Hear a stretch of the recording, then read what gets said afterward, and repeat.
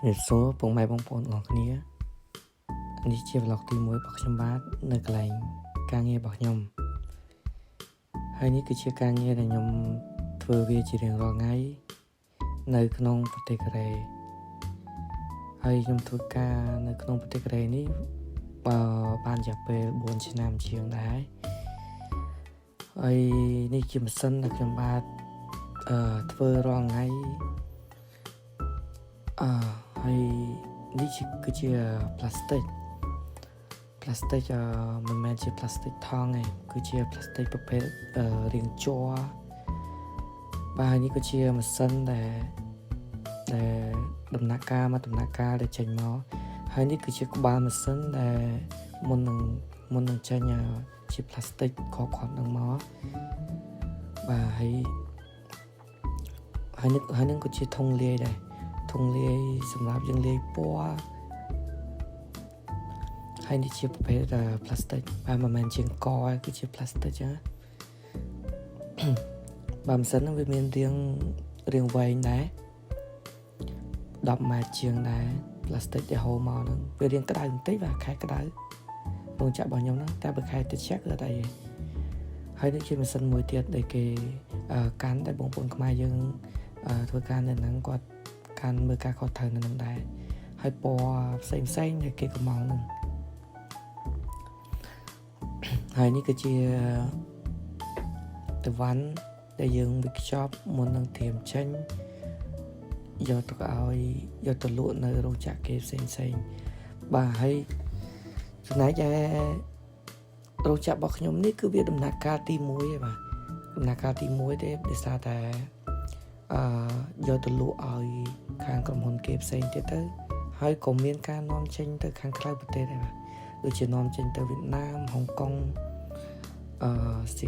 នាំទៅហុងកុងសៀងហៃហ្នឹងហើយ plastic នេះគឺមួយស្លឹកហ្នឹងគឺដូចថាមានខាងក្រុមហ៊ុនគេផ្សេងគេអុកចឹងទៅចេញជាពុំចេញជាចានចេញជាអីចឹងណាតាមដែលពុំដែលគេតម្រូវការរបស់ខាងក្រុមហ៊ុនគេហ្នឹងបាទហ្នឹងគឺជាថ្ងៃចុងសប្តាហ៍ផងហើយជាថ្ងៃបើកលុយផងដែរបាទចង់បបួលបងប្អូនខ្មែរយើងថាទៅរញ៉ាំអីនៅខាងក្រៅដោយសារថាចុងខែផងហើយទៅថ្ងៃបើកលុយផងរៀងក្លៀនដែរហើយក៏រៀងអស់កម្លាំងដែរនឿយហត់ធ្វើការរយៈពេលមួយខែពេញ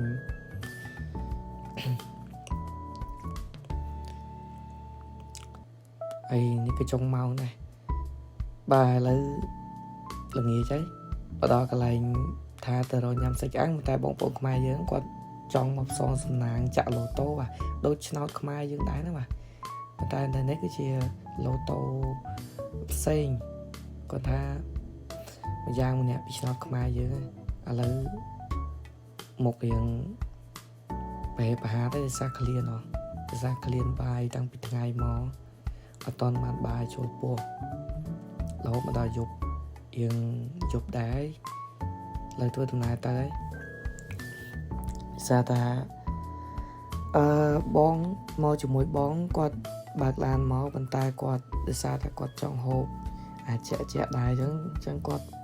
អត់នេះទេគាត់ចតឡានចោលទុកផ្ញើសិនហើយដើរទៅនឹងដើរចេញពីកន្លែងឡូតូទៅនឹងគឺធ្វើដំណើរដើរទៅបើមិនឆ្ងាយប្រហែលទេមកល្មមដែរហើយពីផ្ទះខ្ញុំពីកន្លែងធ្វើការនិងពីកន្លែងខ្ញុំស្នាក់នៅនឹងមកកន្លែងហូបសាច់អាំងហ្នឹងក៏មិនជាឆ្ងាយប្រហែលដែរបើជិះឡានក្រុងបែរជាកន្លះម៉ោងអីមកដល់បាទហ្នឹងបើសិនជាជិះឡានក្រុងតែនេះទេសារជិះឡានជាមួយបងប្អូនហ្នឹងគាត់មានឡានជាមួយគាត់មកហើយក៏អត់សូវស្គាល់ដែរបាទមកលើកដំបូងហាងលើកដំបូងអត់តែស្គាល់ដែរដោយសារតែអត់ដែលធ្លាប់ចូលមកហូបហ្នឹងឥឡូវមកដល់ហើយបងប្អូនគាត់ណែនាំ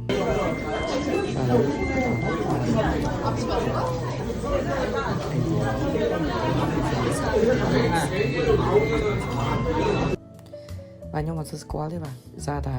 ធ្លាប់តែញ៉ាំបែបជា buffet តែនេះមកបែបយើងកំងញ៉ាំអញ្ចឹងបាទរៀងតំណងដែរបើទៅរៀងក្លៀនណាប៉ុន្តែថាកំងសាច់មកមុនប៉ុន្តែបងនេះកំងតែជាក់មកមុនអត់យល់ទៅពេលអញ្ចឹងអត់យល់ដែរបើកំងអានឹងមកមុននេះហូបមុនទៅដាក់ទៅ bên chân này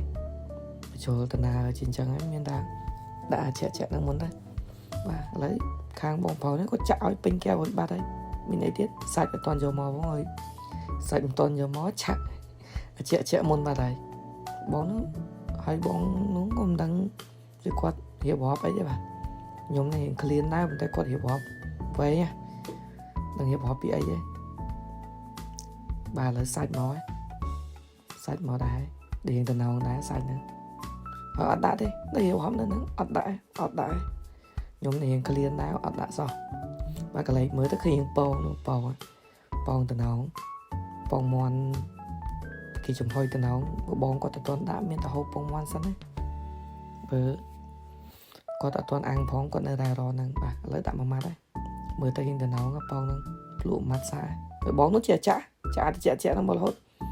bà thấy chương anh này tần nào à tại hiện cái đài tích bóng bóng mà cái đài tích mới tới chương anh ra sai toàn cho ăn bóng nó còn nơi điểm đoạt mà lấy chôn muối sành toàn chân mong mà bị tố mèo phần năng số một cân